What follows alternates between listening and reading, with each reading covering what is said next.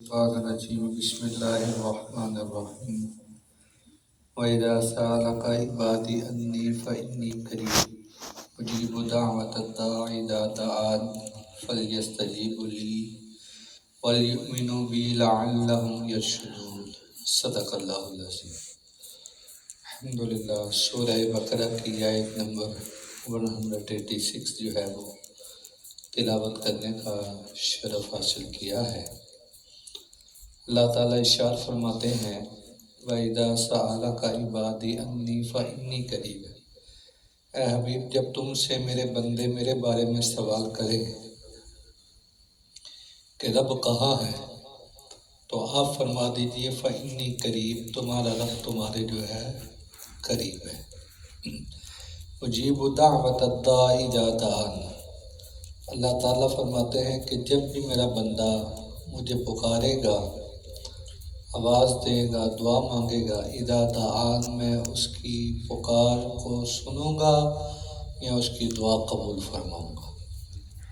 فَلْيَسْتَجِيبُوا لِي وَلْيُؤْمِنُوا بِي لَعَلَّهُمْ يَرْشُدُونَ، جب بھی وہ مجھ سے دعا کرے تو اللہ فرماتا ہے میرے بندے کو چاہیے کہ وہ میرا حکم مانے، مجھ پر ایمان لائے، لَعَلَّهُمْ يَرْشُدُونَ، تاکہ وہ ہدایت پا لیں۔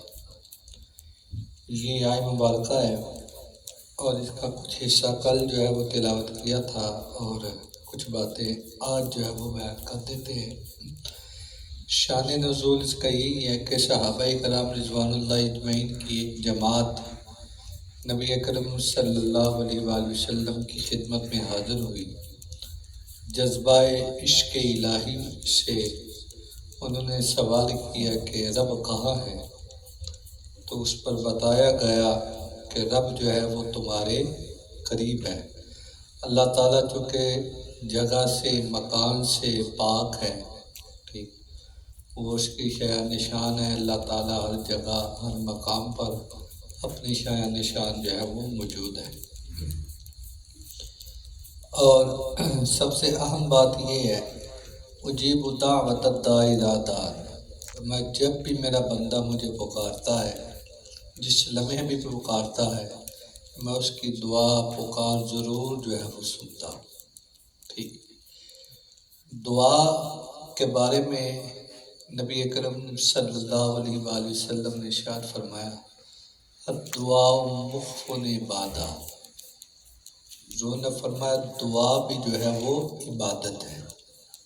ٹھیک ہے، تو اس کی دعا کی بڑی برکت ہے۔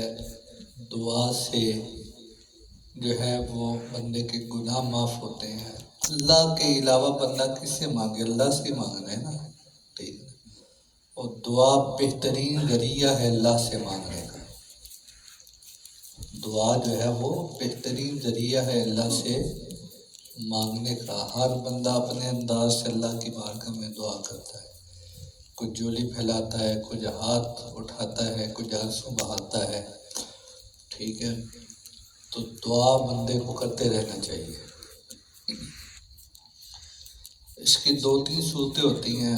بعض دفعہ ہوتا ہے کہ دعا جلدی قبول ہو جاتی، قبول ضرور ہوتی ہے۔ اذا دعان، فرمایا جب بھی مجھے پکارو گے میں ضرور سنوں گا، ٹھیک۔ اور بعض دفعہ ہوتی ہے کسی حکمت کی وجہ سے اس میں تاخیر ہو جاتی ہے۔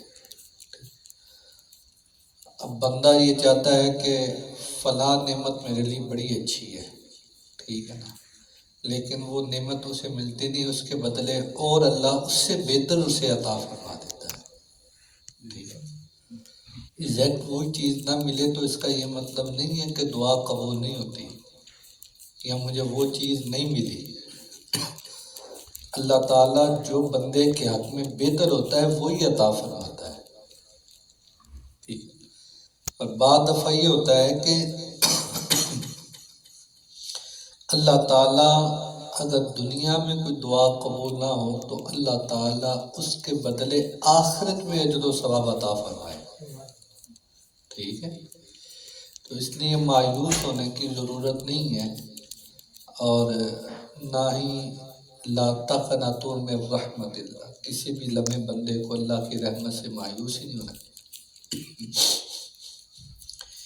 نبی اکرم صلی اللہ علیہ وآلہ وسلم کے صحابہ کرام رضوان اللہ اجمعین بھی نبی پاک صلی اللہ علیہ وآلہ وسلم کی خدمت میں آتے تھے اور دعا کے لیے کہتے تھے۔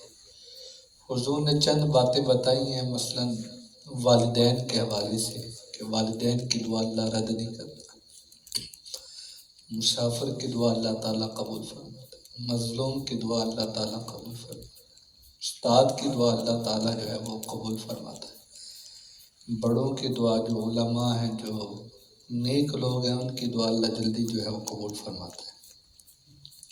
حضرت امام غزالی رحمۃ اللہ تعالیٰ فرماتے ہیں احیاء العلوم کے اندر کہ جب مسلمان بندہ دعا کرتا ہے تو اللہ تعالیٰ مسلمان کی دعا رد نہیں کرتا، تاخیر ہو سکتی ہے لیکن اللہ دعا ضرور قبول کرتا ہے، چونکہ اس کا تعلق یقین کامل کے ساتھ ہے، یقین کے ساتھ ہے، تو اللہ کی ذات کے اوپر یقین ہونا چاہیے، اور دعا اللہ سے ہی مانگنی ہے، اللہ کے علاوہ کسی سے دعا نہیں مانگنی، دعا صرف اللہ سے مانگنی، ٹھیک۔ ہاں، بات جو ہے وہ آپ وسیلہ بیچ میں ڈالتے ہیں کہ نبی پاک صلی اللہ علیہ وسلم کا صدقہ یا والدین کا صدقہ، اساتذہ کا صدقہ، وہ جائز ہے، ٹھیک ہے۔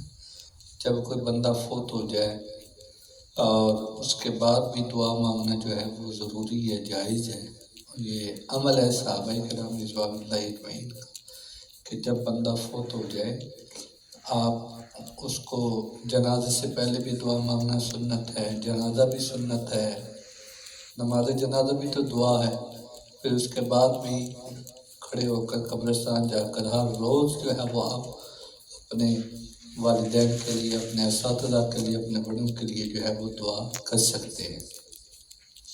حضرت ابو ہریرہ رضی اللہ تعالیٰ عنہ راوی ہیں، بڑی معروف یہ حدیث پاک ہے کہ نبی اکرم صلی اللہ علیہ وآلہ وسلم نے ارشاد فرمایا، جنت میں ایک آدمی کے درجات کو اللہ بلند فرما دے گا، اور وہ آدمی اللہ کے بارگاہ میں عرض کرے گا، مولا مجھے اتنا مقام، اتنا مجھے عزت کیوں ملی ہے؟ اللہ نے فرمایا تیرے مرنے کے بعد تیری اولاد نے تیرے لیے دعا مانگی تھی، تیرے مرنے کے بعد تیری اولاد نے تیرے لیے جو ہے وہ دعا مانگی تھی، اس دعا کی وجہ سے اللہ نے ہم نے تمہیں جو ہے یہ مقام، یہ عزت، یہ رتبہ جو ہے وہ عطا فرمایا ہے۔ تو اس لیے دعا کی بڑی برکت ہے، اور اس پر کوئی پابندی نہیں ہے کہ آپ دن کو مانگے، رات کو مانگے، جس وقت آپ کو ٹائم ملے، جس وقت چاہیں۔ کل بھی حدیث مبارکہ کی تھی کہ جو مسلمان بار بار اللہ کی بارگاہ میں دعا کرتا ہے، ان اللہ یحب الملحقین فی الدعاء، اس بندے کو اللہ اپنا محبوب بنا لیتا ہے کہ جو بار بار اللہ کی بارگاہ میں دامن پھیلاتا ہے، اللہ کی بارگاہ میں جڑتا ہے۔ اللہ تعالیٰ ہم سب کی حاجتیں پوری فرمائے، جو بیمار ہیں اللہ انہیں صحت عطا فرمائے۔ اللہم صلی علی سیدنا مولانا محمد وعلی آل سیدنا و مولانا محمد مبارک وسلم صلی علیہ۔ یا الہی ہم سب کے صغیرہ کبیرہ گناہ معاف فرما، جو بیمار ہیں مولا انہیں شفا عطا فرما، جو پریشان ہیں مولا ان کی پریشانی کو دور فرما، فلسطین کے مسلمانوں کے اوپر کرم فرما، مولا ان کے اوپر رحم فرما، یا الہی ان کے اوپر رحم فرما، ان کی قربانیوں کو اپنی بارگاہ میں قبول فرما کر مولا ان کی مدد فرما۔ لا الہ الا انت سبحانک انی کنت من الظالمین۔ صلی اللہ تعالی